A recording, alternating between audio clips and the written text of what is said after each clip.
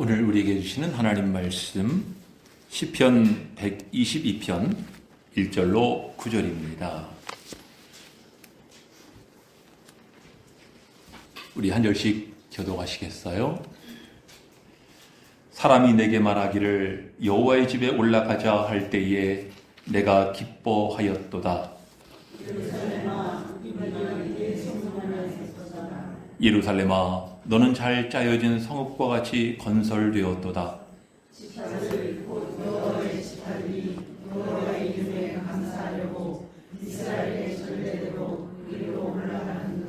거기에 심판의 보좌를 두셨으니 곧 다윗의 집의 보좌로다. 예루살렘을 위하여 평화를 구하라. 예루살렘을 사랑하는 자는 형통하는 자라. 내 성 안에는 평안이 있고 내 궁중에는 형통함이 있을지어다. 내가 내 형제와 친구를 위하여 이제 말하리니 내 가운데 평안이 있을지어다. 다 같이 여호와 우리 하나님의 집을 위하여 내가 너를 위하여 복을 구하리로다. 아멘. 유대인들은 6월절이 되면은 아미마밈이라는 노래를 꼭 부른다는 거예요. 발음하기도 참 어렵습니다. 아니마밈, 히브리어입니다. 히브리어인데 이 아니마밈이란 나는 믿는다 하는 뜻이에요. 이 곡은 원래 그 악명 높은 아우슈비츠 수용소에서 만들어진 곡입니다. 그 가사를 보면 나는 믿는다. 메시아가 나를 돕기 위해 반드시 찾아오실 것임을, 이런 내용입니다. 다시 한번 나는 믿는다. 메시아가 나를 돕기 위해 반드시 찾아오실 것임을, 이런 가사인데요. 이 수용소에 갇힌 유대인들은 이 소망을 가지고 메시아가 반드시 오실 것이다. 이 소망을 가지고 어렵고 힘든 수용소 생활을 버텼어요. 그런데 메시아는 오시지 않고 동료 유대인들은 하나 둘씩 가스실로 끌려가는 거예요. 그러니까 나중에는 이 유대인들이 이 아니마밈에 여기에 한 구절을 더 붙입니다.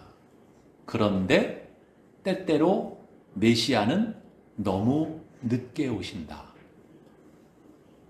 그런데 때때로 메시아는 너무 늦게 오신다. 이 말을 덧붙였어요. 그런데 이 무렵에 이 수용소에 온 전직 외과 의사였던 한 유대인이 있었습니다. 이 사람은 다른 유대인들이 체념하고 죽음을 받아들이던 때에 자신을 가꾸기 시작을 했어요. 여러분들 수용소에서 무엇을 가꿨는가? 다른 사람들이 다 곤히 잠든 한밤중에 일어나가지고 깨진 유리 조각으로 면도를 한 거예요. 면도를. 자신을 다듬었어요. 그러니까 이제 이 나치 대원들이 가스실로 보낼 유태인들을 선별을 하는데 수염 하나 없이 깨끗한 유태인을 가스실로 보낼 수가 없는 겁니다. 얼굴이 너무 깨끗해서. 그래서 이 유태인이요, 2차 대전이 끝날 때까지 얼마 남지 않은 생존자 가운데 한 사람이 되어가지고 수용소를 무사히 나오게 되었다는 것입니다. 근데 이 사람이 수용소를 나오면서 이 아니마밈이라는 노래를 고쳐서 불렀어요. 어떻게 고쳐서 불렀는가? 나는 믿는다. 나를 돕기 위해 메시아가 반드시 찾아오실 것임을. 거기까지는 똑같아요. 근데 그 다음에 그런데 사람들은 너무 서두른다. 그러다 보니 믿음을 포기하는 자가 많다. 이렇게 고쳐서 부른 거예요. 그런데 너무 서두른다. 그래서 믿음을 포기하는 자가 너무 많다. 여러분들, 이 사람이요, 수용소를 나올 때 두 가지 물건을 챙겨서 나왔어요. 하나는 유리 조각. 뭐 할 때 썼던 거예요? 면도할 때. 또 하나는 일기장이에요. 근데 그 일기장 안에 보면 이런 글귀가 있는 거예요. 고통 속에서 죽음을 선택하는 것은 너무 쉽고 나태한 방법이다. 죽음은 그렇게 서두를 것이 못 된다. 죽음 앞에서 살아보려는 생명의 의지, 이것이 새로운 창조이다. 이런 글을 남겼어요. 이 유태인이 누구냐면 정신과, 나중에 처음에는 외과 의사였지만 나중엔 정신과 의사로 유명한 빅터 프랭클이라는 사람입니다. 여러분들, 이 사건을 통해서 우리에게 어떤 교훈을 주고 있는가? 사람이 아무리 절망적인 상황에 처했다 하더라도 낙심하지 말고 소망을 잃어버리지 말고 끝까지 소망을 붙잡고, 그리고 그 소망을 위해서 내가 할 수 있는 최선을 다하는 사람, 그 사람이 바로 인생의 승리자라고 하는 것을 우리에게 보여주고 있는 것입니다. 오늘 우리가 함께 교독한 시편 122편 이 표제를 보니까요, 다윗의 시, 성전에 올라가는 노래, 이렇게 위에 붙어 있어요. 작은 글씨로. 근데 여러분들, 이 시편 가운데요, 120편으로부터 134편까지 15편의 시편은 똑같이 성전에 올라가는 노래, 이런 표제가 다 붙어 있어요. 이걸 보면 뭐라 할 수 있어요? 이스라엘 사람들은 성전에 올라갈 때 뭐 하면서 올라갔어요? 노래를 부르면서, 찬양을 하면서 올라갔다는 거예요. 여러분들 교회에 오실 때 그냥 오지 말고 찬송 부르면서 오시면 더 은혜를 받을 줄로 믿습니다. 네. 오늘 본문이 122편인데요. 이 내용을 교독을 했지만 이 내용을 보면은 예루살렘, 곧 하나님의 집에 올라갈 때 너무나 기쁘고 감격스러운 거예요. 시인이. 특히 이 예루살렘이 너무나 아름다운 성읍이라고 감탄을 하고, 특히 이 이스라엘 12지파가 예루살렘의 한자리에 모여가지고 하나님을 예배하고 찬양하는 장엄한 광경에 그는 너무나도 감격하여 찬양하고 있는 거죠. 특별히 예루살렘은 하나님의 보좌, 심판의 보좌라고 하는 것을 찬양하고 있는데, 그 말은 예루살렘이 온 세상의 중심이라는 뜻이기도 합니다. 그러면서 오늘 본문인 6절에서 뭐라고 말씀해요? 예루살렘을 위하여 평안을 구하라. 예루살렘을 사랑하는 자는 형통하리로다. 여러분들, 이 말씀은 하나님의 백성들을 향한 선포예요. 예루살렘을 사랑하라는 이야기고, 또 예루살렘을 위해서 기도하되 무엇을 기도하라는 거예요? 그 평안을 간구하라는 것입니다. 특별히 예루살렘을 사랑하는 자는 형통하리로다 축복하고 있습니다. 여러분들, 이 오늘 본문의 마지막 부분인 6절로부터 9절까지 넉 절의 내용을 자세히 보시면요, 평안이라는 말이 3번, 형통이라는 말이 2번 반복되고 있어요. 사실 여러분들, 예루살렘이라는 이 단어의 뜻 자체가요, 평화의 도성, 이런 의미를 갖고 있어요. 물론 역사적으로 예루살렘은 환란의 도성이었어요. 근데 그 이름의 뜻은 평화의 도성.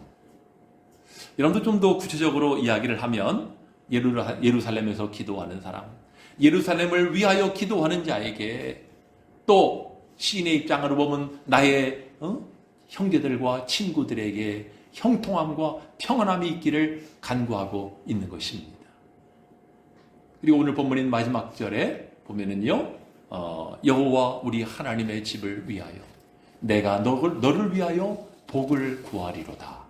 이렇게 끝을 맺고 있어요.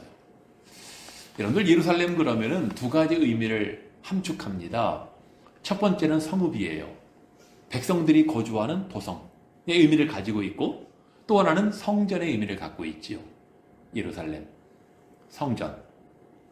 이 성전은 이 성읍 안에 있는 거예요. 이 성전을 위하여 예루살렘 성읍에 지금 복을 빌고 있는 거거든요.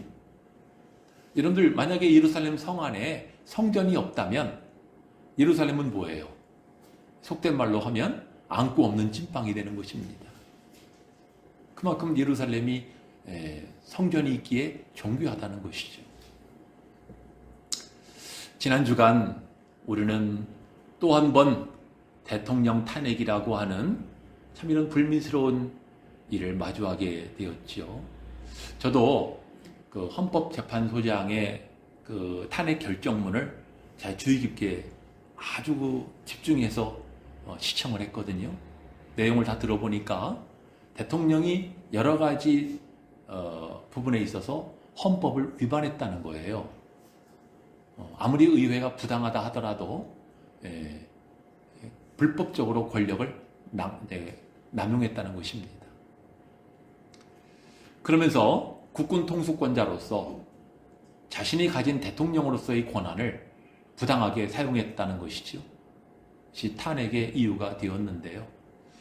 참 국민의 한 사람으로서 너무나 참 애석하고 애처롭고 안타까운 마음이에요. 여러분도 그러시리라고 생각을 합니다.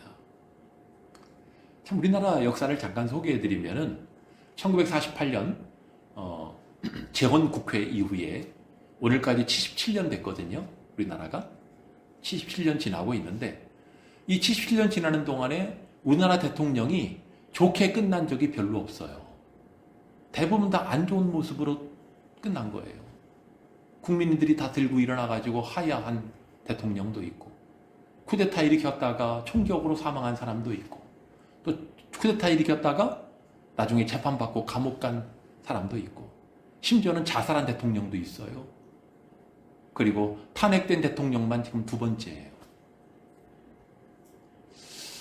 여러분들 참 이런 악순환이 반복되면은요, 참 지도자가 리더십을 발휘하기가 어려워요. 또 한마음 한뜻 되어서 이 급변하는 세계 정세 가운데 지금의 위기들을 돌파해야 하는데, 극복해야 하는데, 지금 이렇게 국민들이 분열을 하고 갈등을 하고 이런 상황 가운데 국민들은 불안할 수밖에 없죠. 그리고 정치뿐 아니라 뭐 경제, 또 국방, 외교, 국제 정세가 지금 심상치 않잖아요. 이런 것에 올바로 대처할 수가 없는 거예요.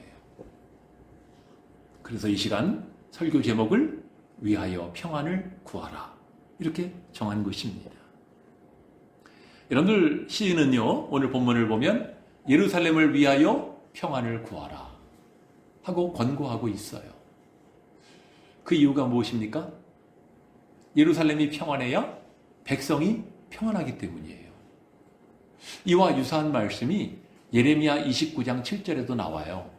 거기에 보면 너희는 내가 사로잡혀 가게 한 그 성읍의 평안을 구하고 그를 위하여 여호와께 기도하라. 이는 그 성읍이 평안함으로 너희도 평안할 것임이라. 여러분들, 이 말씀은 사실 이해하기 어려운 내용이에요. 왜냐하면 유다 나라가 바벨론에게 멸망을 당했잖아요. 그리고 살아남은 사람들을 바벨론 나라가 포로로 끌고 갔단 말이에요. 근데 포로로 끌려간 사람들이 그 바벨론의 평안을 위해서 기도하라는 거거든요. 바벨론 성읍의 평안을 위해 기도하래. 아니, 지금 우리나라를 멸망시킨 바벨론 쫄딱 망해버려라, 하나님 이 나라가 빨리 망하게 해주세요 하고 기도해도 시원찮을 판에 바벨론의 평안을 위해서 기도하래요. 이거 어떻게 이해를 해야 돼요? 하나님은 이 말씀 속에서 그 이유를 분명하게 알려주셨어요. 이는 그 성읍이 평안함으로 너희도 평안할 것입니다. 여러분들, 그런 때가 있어요. 우리도요, 원수가 평안하기를 간구해야 될 때가 있습니다. 왜? 원수와 내가 묶여있기 때문이에요. 원수가 망하면 나도 망하는 거예요. 심판은 그 다음의 일인 것입니다. 심판은. 참 우리가 납득하기 어려운 것이지만 그런 참 일도 있는 것입니다. 여러분들, 본문에 예루살렘을 위하여 평안을 구하라는 말씀이나 또 바벨론 성읍을 위하여 평안을 구하라는 말씀의 핵심은 같아요. 그 성읍이 평안해야 너희도 평안하다는 거예요. 우리 한 가지를 더 소개해드리죠. 예수님께서 십자가를 지시고 골고다를 오르고 계셨어요. 근데 예수님이 매를 맞고 피투성이가 돼가지고 올라가는 모습을 보고 예수님을 따르던 많은 여인들이 막 울면서 통곡하면서 따르고 있는 거예요. 예수님이 무거운 십자가를 지고 가시면서 여자들을 향해서 이렇게 말씀하세요. 예루살렘의 딸들아, 나를 위해 울지 말고 너희와 너희 자녀를 위해서 울라. 무슨 말씀이에요? 예루살렘을 위해서 울라는 거예요. 메시아를 십자가에 못 박아 죽인 예루살렘, 그 예루살렘을 하나님은 곧 징벌하실 것이라는 말씀입니다. 하나님이 징벌하실 것인데 그 참혹함은 이루 말할 수 없기 때문에 나를 위해 울지 말고 너희와 너희 자녀를 위해 울라. 지금 여러분들에게 세 곳을 소개해드렸는데 이 세 곳의 말씀의 공통점은요, 그 성읍이 평안해야 백성도 평안하다는 것입니다. 지금까지 우리 교회는, 저와 우리 교회는 이 나라와 민족을 위해 기도해 왔어요. 우리는요, 대통령 탄핵되게 해주세요, 대통령 탄핵되지 않게 해주세요 하고 기도한 것이 아닙니다. 이 나라와 민족이 평안하게 하옵소서.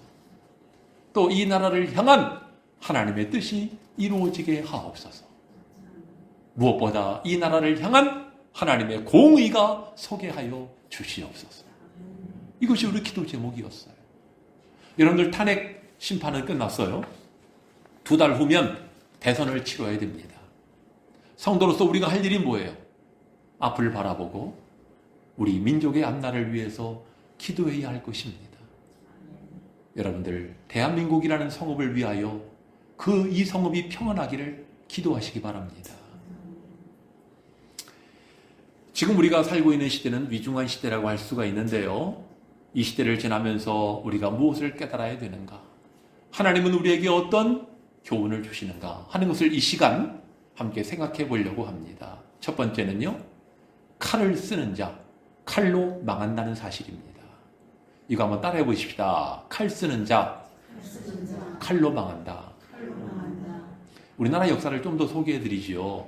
우리나라 초대 정부는 이승만 정부였어요. 자유당이 집권하던 때였죠.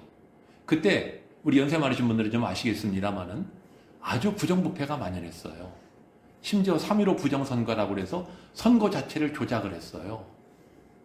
그러던 차에 여기에 한가하던 한 사람이 비참한 모습으로 살해된 것이 발견된 거예요. 이것이 4.19 혁명으로 이어집니다. 전 국민이 들고 일어났어요. 그래서 결국 이승만 대통령은 하야하게 됩니다. 불명예 퇴진이에요. 나중에 얘기를 들어보니까 하와이로 갔다고 하더라고요. 근데 그 일이 있고 나서 얼마 지나지 않아 박정희 소장이 군사 쿠데타를 일으켰어요. 정권을 찬탈한 거예요. 저는 개인적으로 박정희 대통령 존경해요. 그분이 정말 이 나라를 사랑한 분이에요. 그리고 그렇게 검소한 분이고 또 이 나라를 경제 발전을 위해서 너무나 공헌을 많이 하신 분이에요. 하지만 총으로 시작한 정권, 결국은 총격으로 끝을 맺은 것입니다. 근데 그런 일이 있은 다음에 불과 얼마 후에 이번에 또 전두환 소장이 군사 쿠데타를 일으켰네. 자기 정권을 위해서 5.18 광주 학살을 만행을 저지른 것입니다. 동족들을, 나라를 지켜야 할 군인들을 투입해가지고 무참히 학살을 하고 고문을 했어요. 대통령 끝나고 나서 어떻게 됐어요? 전두환 전 대통령 재판받고 감옥에 갇혔어요. 그 사람뿐입니까? 그 사람의 부하였던 노태우도 마찬가지입니다. 대통령을 지냈지만 감옥에 갇혔어요. 근데 여러분들 참 일각에서는 그런 말을 해요. 결국 이제 이 전두환 대통령이나 노태우 그냥 끝이 좋지가 못, 나중에 석방이 됐지만 여러분들 죽을 때까지요 비참한 삶을 산 거예요. 전 국민들의 분노를 안고 산 것 아니에요. 일각에서는 이번에 탄핵을 당한 우리 윤석열 전 대통령, 지난날 박근혜 전 대통령을 탄핵할 때 주도적인 역할을 하더니 결국 본인도 탄핵을 당했다고 말하는 사람이 있더군요. 여러분들, 대통령이 되려고 하는 사람은 나름대로 나라를 사랑해요. 나라를 사랑한다고요. 또 권력에 대한 욕망도 있어요. 그러면서 내가 아니면 안 된다는 그런 마음도 있단 말입니다. 우리나라 역사를 보면. 그런데 여러분들, 아무리 뜻이 좋아도요, 시작이나 과정이나 방법이 옳지 못하면 그것은 지탄을 받습니다. 그리고 끝이 좋을 수가 없어요. 우리 속담에요, 첫 단추 잘못 끼우면은 마지막 단추까지 잘못 끼우게 되어 있다는 말이 있잖아요. 시작이 중요해요. 동기도 중요해요.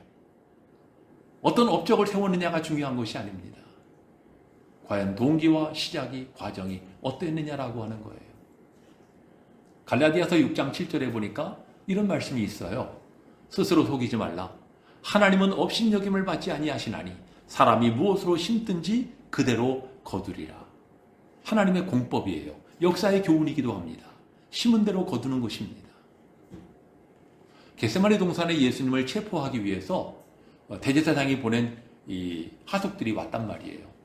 그때 격분한 베드로가요, 칼을 차고 있었는데 칼을 뽑아가지고 칼을 휘둘렀어. 그래가지고 그 잡으러 온 사람 가운데 한 사람의 귀가 잘렸어요. 피하다 그랬겠지만. 그러니까 예수님께서 그 귀를 도로 붙여주시면서 베드로를 엄히 책망하십니다. 내 칼을 도로집에 꽂으라. 칼 쓰는 자 칼로 망하느니라. 책망하신 거예요. 우리 지난주일의 말씀 가운데 있었지만은 요한계시록 13장 10절을 보면은 천상의 예수님이 사도 요한을 통해서 뭐라고 하십니까? 사로잡는 자는 사로잡힐 자는 사로잡힐 것이요. 칼에 죽을 자는 마땅히 칼에 죽을 것이니 성도들의 인내와 믿음이 여기 있느니라. 우리는 인내하고 믿음을 지켜야 한다는 것입니다. 로마서 12장 19절에서도 너희가 친히 원수를 갚지 말고 하나님의 진노하심에 맡기라 말씀하시면서 21절에 보니까 악에게 지지 말고 선으로 악을 이기라 말씀하셨어요. 여러분들, 우리는 살다 보면 억울한 일을 만날 때가 있어요. 참 이유 없이 나를 괴롭히는 사람도 있거든요. 그런가 하면은요, 정말 되도 않는 말을 하면서 어떤 행동을 하면서 내 속을 뒤집는 사람도 있어요. 여러분들 사회생활 하다 보면 그런 사람들이 있잖아요. 어떤 사람은 또 논리나 설득으로 통하지 않은 사람도 있습니다. 워낙 무대뽀여가지고 아나무인이야. 여러분들, 그렇다고 해서 우리가 정말 그런 사람들에게 내가 이 안갚음을 하고 보복을 하겠다고 그러고, 하나님은 기뻐하지 않으신다는 것입니다. 그래서 주의 성도에게는 인내가 필요하고 온유함이 필요하고 절제가 필요해요. 인내나 온유나 절제는 갈라디아서 5장을 보면 성령의 열매들입니다. 무슨 말이냐면 우리가 성령의 충만함을 받아야, 성령께 사로잡혀야 이런 아름다운 미덕들을 열매로 맺을 수가 있다는 것입니다. 여러분들, 나라를 사랑한다면 우리는 칼로 싸우는 사람들이 아니라 세상이 어떠하든지 여러분들은 사랑과 인내와 온유와 절제로 모든 악을 물리치고 승리해야 할 줄로 믿습니다. 여러분들, 에베소서 6장을 보니까요, 우리의 씨름은 혈과 육을 상대하는 것이 아니요 통치자들과 권세들과 이 어둠의 세상 주관자들과 하늘에 있는 악의 영들을 상대함이라고 말씀하고 있잖아요. 우리는 육적 싸움을 싸우면 안 돼요. 세력을 만들어가지고 다 도와자 이렇게 해서는 안 돼요. 하나님이 기뻐하시는 방법이 아니에요.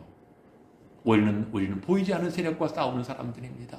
이 나라를 흑암의 권세가 덮고 있다면 우리는 그 흑암의 권세와 싸워야 돼요.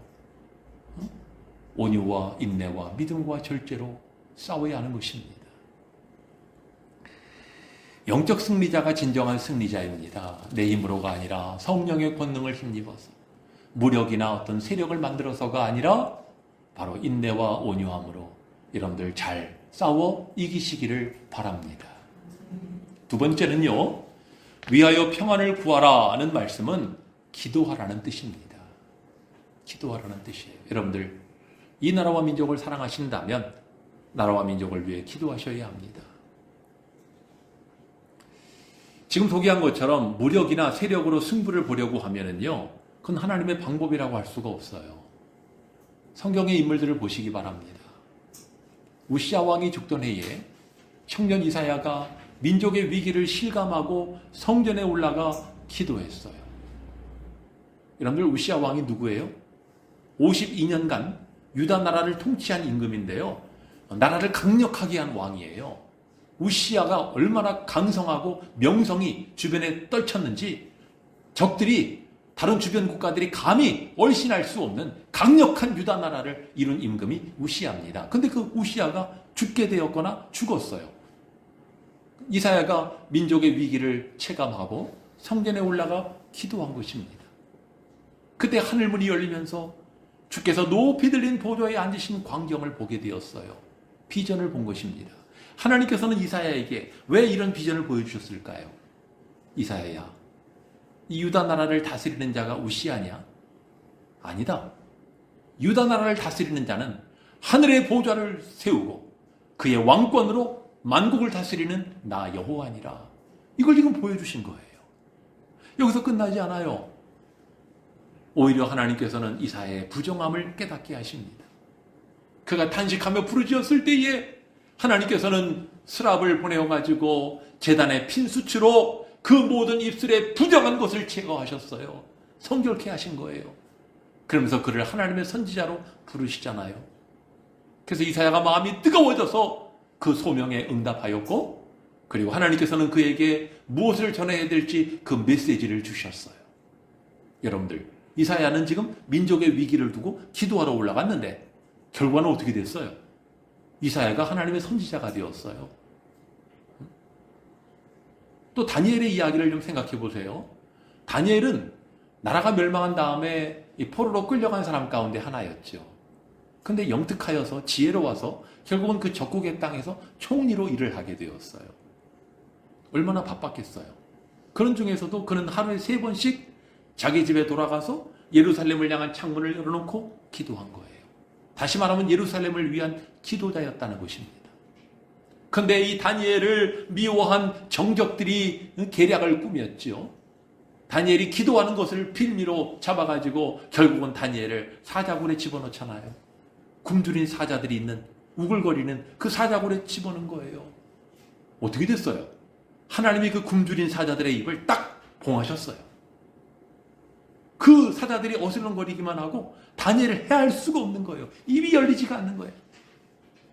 하지만 다니엘을 모함했던 그 정적들 어떻게 됩니까? 왕이 진노하여서 그들과 그들의 가족들을 몽땅 다 사자굴에 집어넣습니다. 그 사자굴은요, 위에서 구멍이 뚫려 있었어요.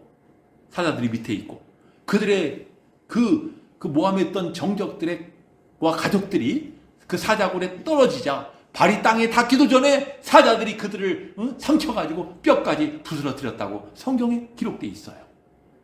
여러분들, 민족을 위해서 기도하는 사람을 하나님은 지키시고 보호하시는 것입니다.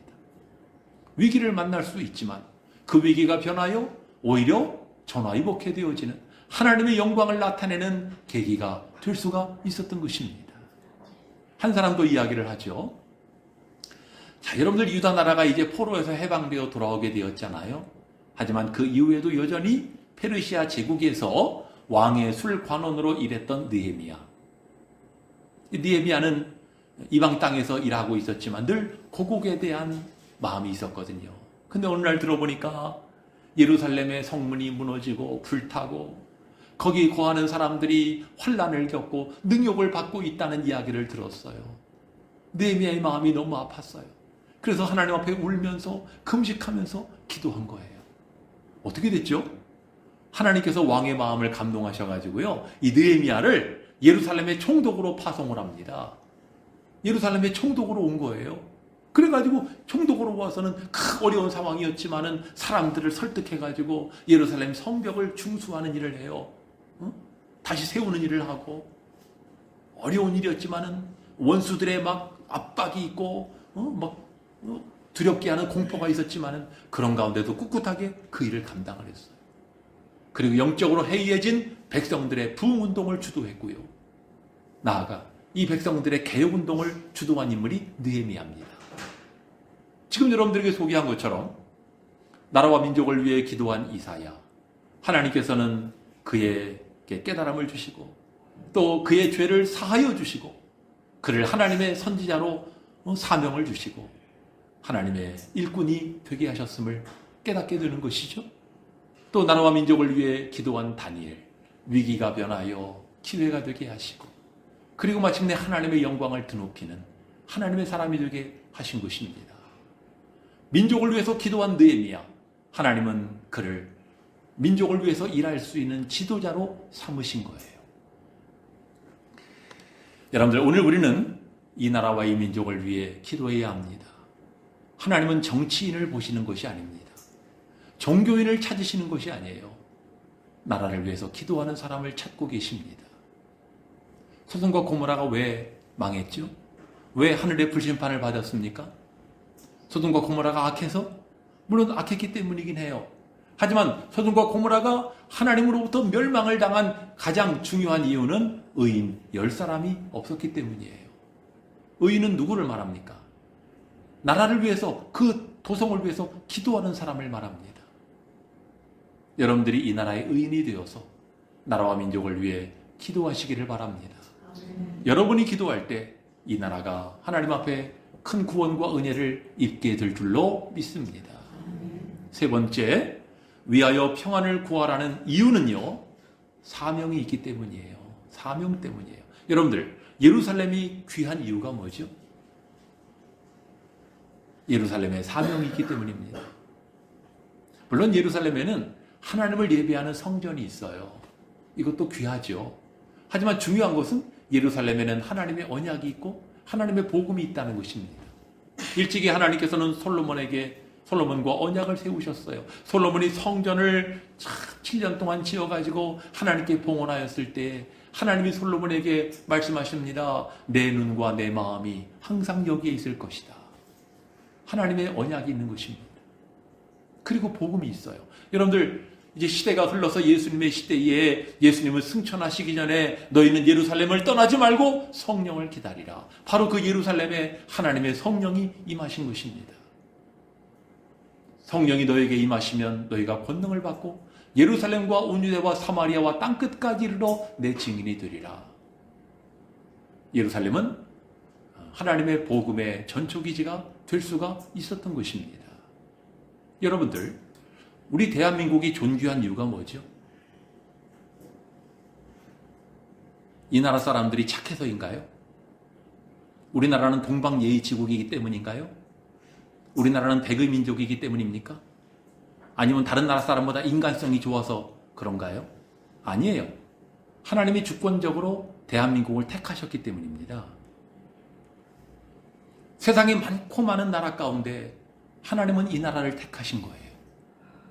그래서 오늘날 동아시아의 선교 기지로 삼으셨어요. 여러분들, 우리나라가 얼마나 지금 많은 선교사들을 파송하고 있는지 아세요? 선교의 전초기지로, 복음의 나라로 삼으신 것입니다. 동방의 예루살렘으로 삼으신 거예요.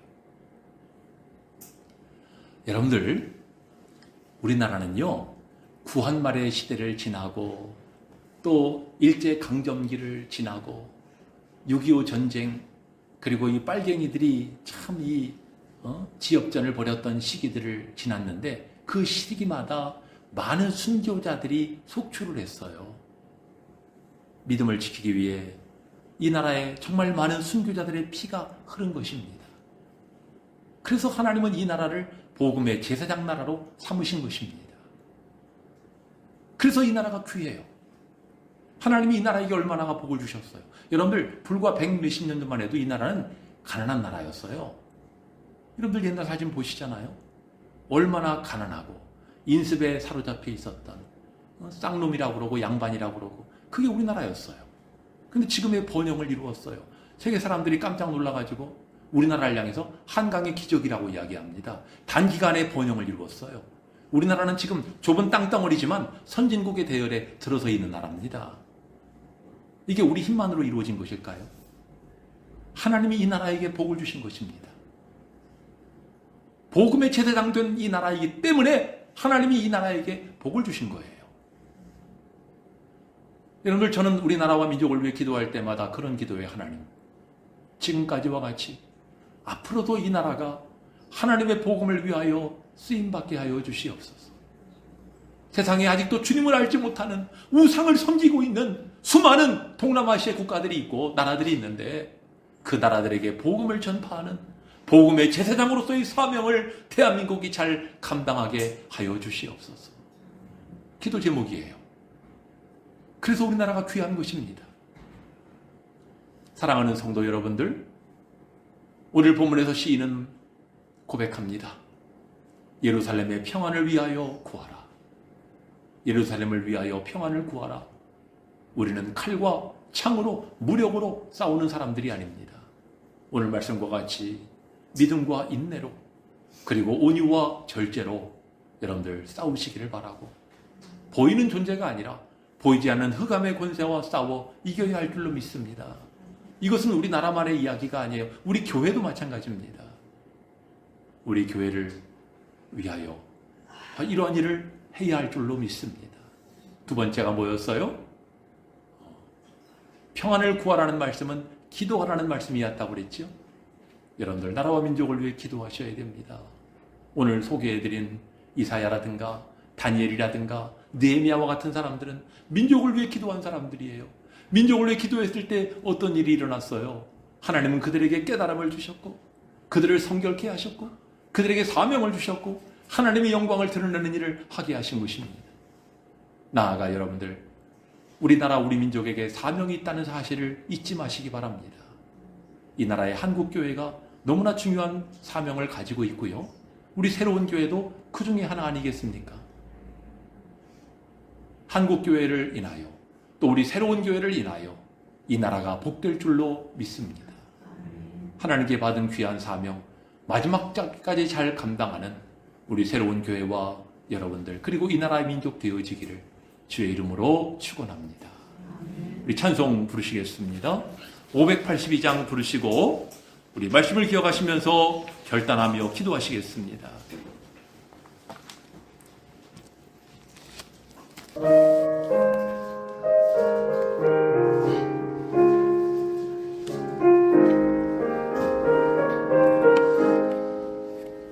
어두운 밤 마음에 잠겨 역사의 어둠 짙었을 때에 계명성 동쪽에 밝아 이 나라 여명이 왔다. 고요한 아침에 나라 빛 속에 새롭다. 이미 삶 속에 얽혀 이 땅에 생명탐 놓아간다.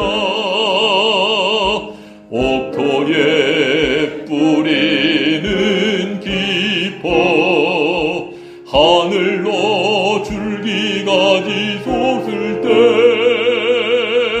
가지잎 억만을 해요. 그 열매 만민이 산다. 고요한 아침에 나라 일꾼을 부른다. 하늘 씨앗이 되어 역사의 생명을 이어가리.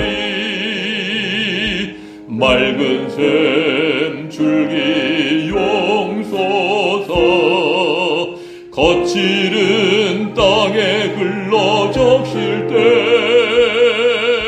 기름진 푸른 벌판이 눈앞에 활짝 트인다. 고요한 아침에 나라 새 하늘 새 땅아 길이 꺼지지 않는 인류의 횃불 되어 타거라. 우리 말씀을 기억하시면서 합심하여 통성으로 기도하시겠습니다.